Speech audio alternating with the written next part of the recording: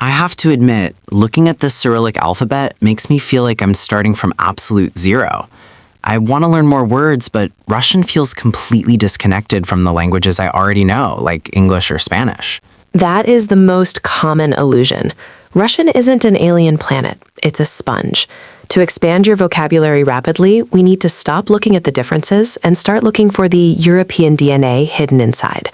We are going to use your knowledge of French, German, and English as a bridge, not a barrier.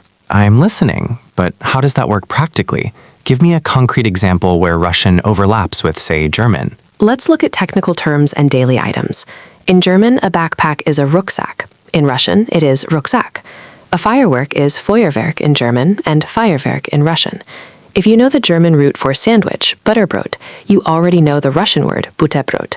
You effectively get these words for free. Okay, that is actually mind-blowing. Butterbrot just sounds like a heavy Russian word until you realize it's just butter and bread. What about French?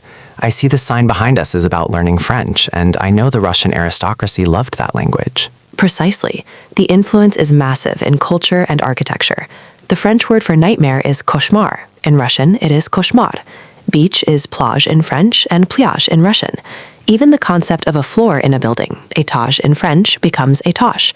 If you listen for the French nasal sounds or soft endings, you will spot them instantly. That makes the vocabulary sticky. It provides a hook. But what about Spanish? That seems like a stretch given the geography. Not if you look at the Latin roots. Think about the word for center. In Spanish, it's centro. In English, center. In Russian, center. Or library. Biblioteca in Spanish is biblioteca in Russian. You are not memorizing a random sound. You are recognizing a Latin cognate wrapped in a Russian accent. So the strategy is to categorize new words by their origin rather than just brute forcing the translation. Exactly. Move from passive confusion to active triangulation. When you hear a new Russian word, ask yourself, does this sound like a German technical term, a French luxury item, or an English tech word like business or computer? Once you identify the source, you own the word forever.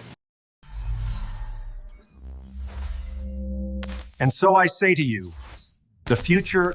Build to execute wasn't just a marketing slogan. It was a literal command code for the city's neural network.